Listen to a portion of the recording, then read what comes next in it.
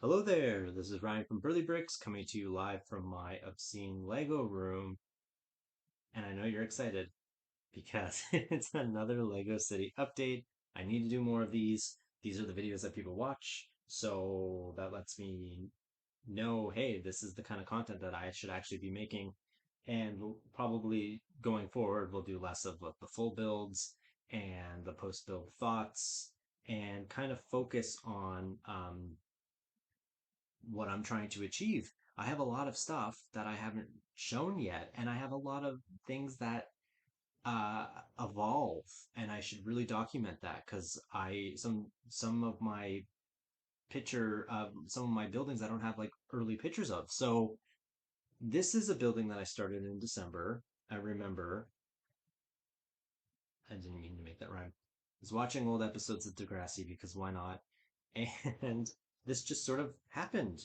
And I was basing it off of at the time, I'm not sure if I still will, but I've mentioned that my city is like more the seedy part of town, the more, lived in, dirty area. And I thought, okay, maybe there'll be a section that's getting gentrified.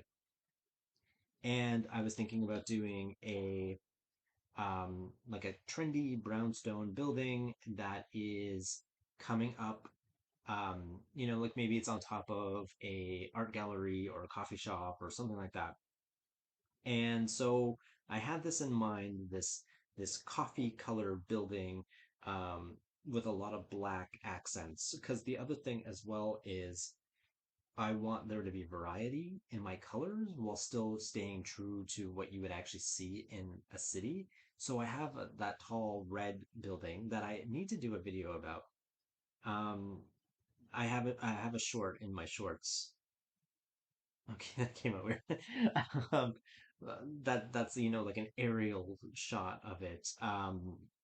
But I should actually do a video. Sometimes they're just so big that I'll have to reconfigure my camera and stuff like that, which is fine, but I'm really lazy and I don't want to spend too much time doing things like that. I usually do my videos right after work before my partner gets home. So and then I make dinner after or during my lunch break. So I don't really have a whole lot of time to fidget, but I really should. I really should. Anyway, I gotta get back to this building. Um, but now yesterday I was thinking about maybe doing like a black like townhouse building, and then this can come up out of it because my thought was I want every person living in my Lego city accounted for. Where do they work? Where do they live? And because of that, I keep coming up with these. I know it's crazy. Keep coming up with these, places for people to work. Like I had the office building that I was talking about the other day. Like it has 10 desks on one floor. Who are these 10 people? Where do they live? I need more housing. So that triggered this crazy thought process of, okay, I need to build more apartments and I need to actually decorate them this time and share my decoration techniques. So this building, and I have to circle back, Jack, to when I first started this, I had the idea in mind. And when I build, I don't build and then decorate and stuff like that, or like do the interiors. I build, see if I like it. Usually I unbuild, rebuild. Like I'll do the floors. I used to do three, um, like three plates thick to make um the the floors words, right? So I try, so they're stable, so they're not like, like cracking or bending. I want there to be some structural integrity. But now I'm like, you know what? That's just too many plates. Now I do just a layer of two. And a lot of times I'll use underneath plates that I have a lot of or colors I don't necessarily need.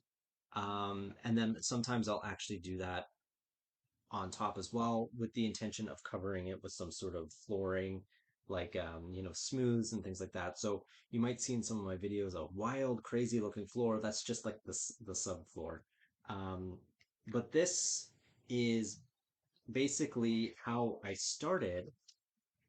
This came in after, but I basically just made a floor like this, and I decided to, um, you know, come up with a general concept with the windows and everything like that. And I looked at it and I thought, okay, and I'm trying to alternate the dark sandstone colors in there to give it sort of a design detail. Um, and so that's how I started. I just started it like this. And I do that with all my buildings. For some reason, I'll just come up with the floor, like one floor, and build above and build below. I'm not sure why I do that, but that's just something that I do. And so I try to create the same floor over and over again because I want to build really tall buildings. I'm nervous about the weight on this table that I have, but I just want to build really tall buildings. So I started with the floor and I said, okay, let's see how many more pieces I have. Was able to do another floor. And getting them to stick together is usually a challenge. Okay, so now we got two floors. That was really exciting. And then I did a third floor, which is falling apart because it's kind of running out of pieces at that time. And I just wanted to kind of see how this was going, where you know what I mean? And then I wanted to have like a not a ground floor because this is still on top of like a coffee shop or what have you, but I wanted it to, I always picture my buildings to taper like that. So I wanted something with a little extra flair. So I did essentially the same floor, but I added an extra little here. For some reason, though, inside, this is just dead space, this extra bit here. So I think I'm going to redo that to at least make this floor taller so I can decorate more because I kind of just stoned it all in and there's nothing in there. I should really make that more functional, but a lot of times I'm more style over substance. So that's where I was going with this and I came up with four floors and then I just sort of ran out of everything. And it's just sat here like this. I'm also planning on doing a fire escape going up here. So I built these little hooks into the wall to for later. And with that I'm just using, they have these ladder pieces and things like that. I was gonna get creative with it, but they have to be separate because if I did one big piece and I stuck it on, I can't remove the floor. So I have to come up with a clever way to have them look like it's all one structure connected down, but they're separate. So that's what I'm one of the things that I'm working on.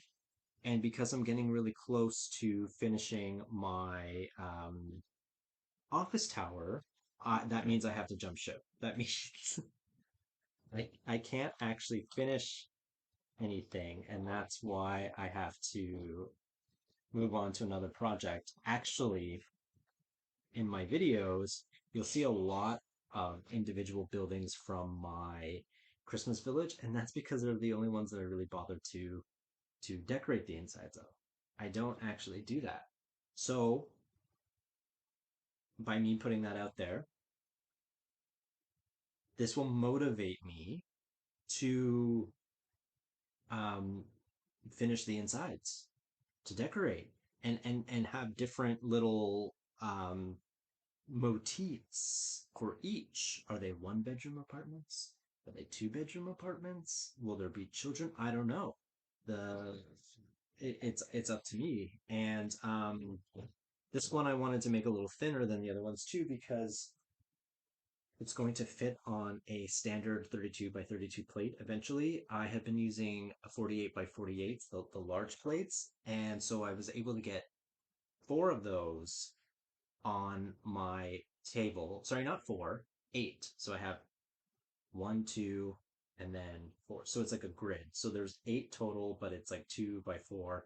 And then I have like a little bit of space left on the end of the table, which is perfect for a 32 by 32.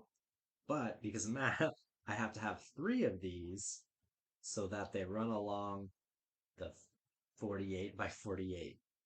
If you know, you know, because it'd be 32, 32, 32, and then 48, 48. So it, I know. But because of that, I needed a building that was a little thinner than my other ones. So that's the purpose of this building as well, is ultimately it's going to go on this plate. Make sense? And then the road will be here, and then there'll be another building over there. I want all my buildings to look like they are attached, like there's they bleed into each other, but they don't actually. So I can remove plates if I need to travel or move. So it's not just one big solid structure. It's actually in pieces, but it looks like it's together. It makes sense in my mind. I'm trying to explain my process, but sometimes I don't understand my process. And without sounding pretentious, you know, it just sort of happens sometimes. But yeah, so that's my update for this building. I don't have a name for it yet. Maybe the pretentious building. How about that? I mean, it's going to be in a gentrified area. Um, so yeah, so let me know. Do you have a building that you are currently working on? Do you have a certain Lego City aesthetic that you try to gravitate towards? Um, I more or less have an idea in my mind, but also things change all the time. Or maybe I'm walking down the street and I see a building and think, wow, it's really nice. Maybe I should have that in my city. Well, not exactly, but something similar. Like I'm inspired by architecture all the time and always curious to see how it translates into Lego. So, with that, thanks for watching. Please like and subscribe. I know that sounds really like a YouTuber, but seeing the views on my other um, videos about my city is really inspiring me to keep going, to make more, to do other types of builds, and to explain, my thought process if people want to know that. So let me know in the comments. What are your favorite types of buildings, and what would you like to see more of? And with that, have a great rest of your day. Thanks.